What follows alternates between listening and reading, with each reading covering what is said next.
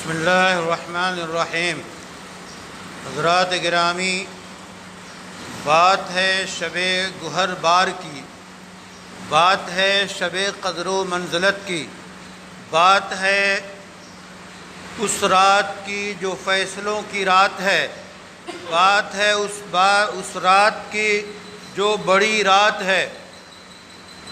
حضور اکرم صلی اللہ علیہ وسلم تشریف لائے اور بتایا کہ مجھے شب قدر کی تاریخ بتائی گئی، لیکن میں نے جب دیکھا کہ تم میں سے دو لوگ آپس میں اختلاف کر رہے ہیں، لڑ جھگڑ رہے ہیں، تو اس لڑنے اور جھگڑنے کی وجہ سے میرے ذہن سے وہ تاریخ نکال دی گئی۔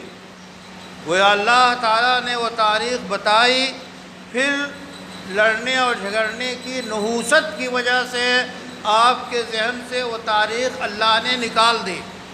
تو بتانا مقصد یہ ہے کہ لڑائی، آپس میں اختلاف، آپس میں ایک دوسرے سے لڑنا بھڑنا، یہ اتنی خطرناک بات ہے جو بہت سے خیر کی باتوں کا خاتمہ کرنے والی یہ چیز ہوتی ہے۔ لیکن یہ اللہ کی حکمت ہے، اور اصل تو اللہ ہی جانتا ہے کیا وجہ ہے، لیکن شاہ ولی اللہ محدث دہلوی اور علامہ ابن قیم نے یہ لکھا ہے کہ شب قدر کی متعینہ رات کو اس لیے متعین کر کے نہیں بتایا گیا تاکہ عبادت کے مواقع زیادہ ہوں۔ اگر ایک ہی رات متعین ہوتی کہ فلاں رات ہے تو لوگ اسی رات میں عبادت کرتے۔ اب یہ بتایا گیا کہ رسول اللہ صلی اللہ علیہ وسلم نے فرما دیا کہ التمسوا فی العشر الاواخر، کہ شب قدر کو آخری عشرے میں ڈھونڈو۔ تو گویا آخری عشرے میں ہونا طے، سب سے پہلے شب قدر کا رمضان میں ہونا طے، چونکہ اللہ تعالیٰ نے پوری ایک سورہ نازل کی ہے جس میں بتایا گیا کہ ہم نے قرآن کو شب قدر میں اتارا۔ اور قرآن کب اترا؟ وہ دوسری جگہ پہ اللہ نے فرمایا انا انزلناہ فی لیلۃ مبارکہ، سورہ دخان میں، کہ ہم نے قرآن کو بابرکت رات میں اتارا۔ قرآن کب اترا؟ تیسری آیات میں فرمایا شہر رمضان الذی انزل فیہ القرآن، کہ رمضان کا مہینہ وہ ہے جس میں قرآن اتارا گیا۔ تو قرآن کا اتارنا شب رمضان میں طے ہے، اور شب قدر کا ہونا رمضان میں طے ہے، اور آخری عشرے میں ہونا طے ہے احادیث کی روشنی میں۔ قرآن رمضان میں کیسے اتارا گیا، اس کی تفصیل ہے کہ اللہ تعالیٰ نے یک بارگی قرآن کریم کو لوح محفوظ سے بیت العزہ یعنی آسمان دنیا پہ ایک بارگی اتارا۔ یہ شب قدر میں ہوا، اور قرآن ہی نہیں بلکہ دیگر اور آسمانی صحیفے بھی شب قدر ہی میں نازل ہوئے۔ اس کے بعد قرآن کریم کی سورہ علق کی ابتدائی 5 آیتیں جو پہلی وحی کہلاتی ہیں، وہ غار حرا میں جب رسول اللہ صلی اللہ علیہ وسلم تشریف فرماتے تو نازل کیا گیا، تو وہ شب قدر میں نازل کیا گیا۔ تو اس حساب سے قرآن رمضان میں شب قدر میں نازل ہوا۔ شب قدر کی فضیلت جو ہے خود اللہ تعالیٰ نے قرآن میں بیان کی کہ انا انزلناہ فی لیلۃ القدر، ہم نے قرآن کو شب قدر میں اتارا۔ شب قدر کے 2 معنی آتے ہیں۔ ایک قدر کے معنی ہے قدر و منزلت، بلند مرتبے والی چیز۔ دوسرے معنی ہے قدر کے اندازہ لگانا، فیصلے کرنا۔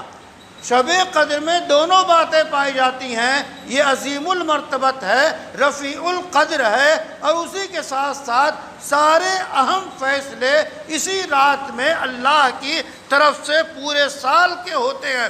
تو ہم نے قرآن کو شب قدر میں اتارا۔ پھر بلاغت دیکھیے، جو عربی جانتے ہیں، وما ادراک ما لیلۃ القدر، آپ کو کچھ پتہ بھی ہے شب قدر کیا ہے؟ شوق دلایا گیا۔ لیلۃ القدر خیر من الف شہر، شب قدر 1000 مہینے سے بہتر ہے۔ یاد رکھیے قرآن کہہ رہا ہے کہ شب قدر 1000 مہینے سے بہتر ہے۔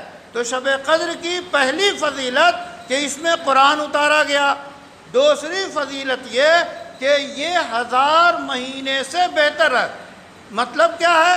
1000 مہینے سے بہتر ہونے کا مطلب یہ ہے کہ عام دنوں میں اگر کوئی عبادت کرتا رہے یہاں تک کہ 1000 مہینے کی عبادت کرے، جو 83 سال کچھ سال 84 سال کے قریب ہوتے ہیں، 84 سال کے قریب کی عبادت ایک طرف اور شب قدر میں کی عبادت ایک طرف، اس کا پلڑا بھاری رہے گا۔ قربان جائیے، کیا اللہ کی رحمت ہے، رحمت حق بہانہ می جوید۔ اللہ کی رحمت تو بہانے ڈھونڈتی ہے۔ جبکہ رسول اللہ صلی اللہ علیہ وسلم نے تذکرہ کیا صحابہ کے درمیان کہ پچھلی امت میں کچھ لوگ ایسے تھے کہ 500 سال تک عبادت کرتے رہے، اتنے سال تک عبادت کرتے رہے، تو صحابہ نے کہا ہم تو پھر ان سے پیچھے رہ جائیں گے۔ تو امت محمدیہ کی یہ فضیلت ہے کہ کم وقت میں ان کے ثواب کو بڑھا دیا گیا۔ تو گویا ایک رات شب قدر کی رات جو پالے وہ 83 سال 84 سال کی عبادت کے برابر اس کو ثواب مل رہا ہے۔ اب الحمدللہ ہمارے بہت سے لوگ ہیں جو 70 سال کے ہیں اور جو ہے 50 سال کے ہیں، کسی کا انتقال 90 سال کی عمر میں ہوتا ہے، وہ اپنی عمر کے حساب سے ہر سال جوڑ ڈالے کہ 83 84 سال کی عبادت کا انہیں ہر رمضان میں ثواب ملا ہے، تو کتنے ثواب ہو گئے۔ یہ ہماری جو ہے خوش قسمتی ہے اور اللہ کا انعام ہے۔ تو شب قدر یہ ہے کہ 1000 مہینے سے بہتر ہے۔ اس کی مزید فضیلت یہ ہے کہ خیر من الف شہر، وہ 1000 مہینے سے بہتر ہے۔ دوسری ایک عظیم نعمت یہ ہے تنزل الملائکہ والروح، اس میں فرشتے اترتے ہیں، سیدنا جبرائیل آتے ہیں اور کیا لے کر آتے ہیں؟ ہر اہم فیصلہ لے کر آتے ہیں، اور یہ رات جو ہے وہ سراپا سلامتی ہوتی ہے، اور یہ رات صبح صادق تک یعنی فجر کے طلوع ہونے تک ہے۔ گویا مغرب سے لے کے صبح صادق تک یہ پوری رات شب قدر کی ہوتی ہے۔ اس لحاظ سے جس نے مغرب پڑھ لی، جس نے عشاء پڑھ لی، اس نے یقیناً شب قدر کا کچھ حصہ پا لیا۔ اب اللہ کے رسول نے فرما دیا آخری رات عشرے میں شب قدر کو ڈھونڈو۔ آخری عشرے میں پھر دوسری احادیث میں ہے کہ طاق راتوں میں ڈھونڈو، یعنی آپ کے 21 اور 23 اور اس کے بعد 25، اس کے بعد 27، اس کے بعد 29، یہ 5 راتیں ہیں جو امکان ہے کہ ان میں سے کسی ایک میں ہے۔ حضرت عائشہ اور دیگر صحابہ سے یہ مروی ہے کہ زیادہ امکان یہ ہے کہ 27ویں شب میں ہے۔ بہرحال آخری عشرے میں ہے، ہمیں یہ چاہیے کہ ہم زیادہ سے زیادہ اہتمام کریں اس رات میں عبادت کا۔ رسول اللہ صلی اللہ علیہ وسلم نے فرمایا من قام لیلۃ القدر غفر له ما تقدم من ذنبہ، جس نے شب قدر میں قیام یعنی عبادت کیا تو اس کے پچھلے سارے گناہ بخش دیے گئے۔ یہ ہے وہ فضیلت کی رات، یہ ہے وہ قدر کی رات، یہ ہے وہ برکت کی رات، یہ ہے انوار کے برسنے کی رات۔ تو آئیے جو راتیں بچ گئی ہیں ان میں ہم پورا اہتمام کریں تاکہ اللہ کے فضل کو پانے میں فیضیاب۔ حضرات گرامی، رسول اکرم صلی اللہ علیہ وسلم کا فرمان بخاری و مسلم نے نقل کیا ہے، جو طویل روایت کا ایک ٹکڑا ہے، من قام لیلۃ القدر غفر له ما تقدم من ذنبہ، کہ جس نے شب قدر میں قیام کیا یعنی رات کو تراویح پڑھی، تہجد پڑھی، نفلیں پڑھی، عبادت کی، تو اللہ کی طرف سے وعدہ ہے، رسول اللہ صلی اللہ علیہ وسلم کی زبان مبارک سے ادا ہو رہا ہے کہ اس کے پچھلے گناہ بخش دیے جاتے ہیں۔ یہ کتنی بڑی فضیلت ہے اور کتنا بڑا وعدہ ہے، ہمیں یہ چاہیے کہ ہم اس کا اہتمام کریں۔ ام المومنین سیدہ عائشہ رضی اللہ تعالی عنہا فرماتی ہیں کہ رسول اللہ صلی اللہ علیہ وسلم نے فرمایا کہ شب قدر کی دعا ہے، یہ دعا بڑی مختصر ہے، دعا ہے اللہم انک عفو تحب العفو فاعف عنی۔ بار الہ، آپ عفو درگزر کے مصدر ہیں، آپ معافی کو پسند کرتے ہیں، اے بار الہ ہمیں بھی بخش دیجئے، معاف کر دیجئے۔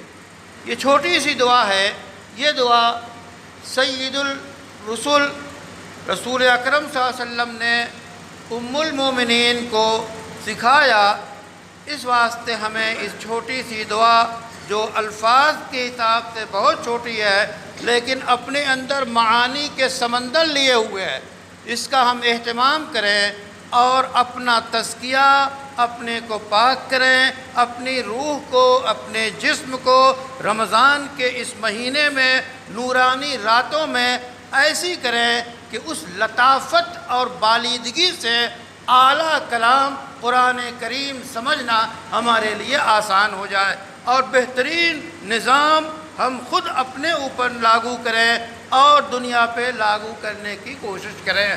اللہ تعالیٰ قبول فرمائے۔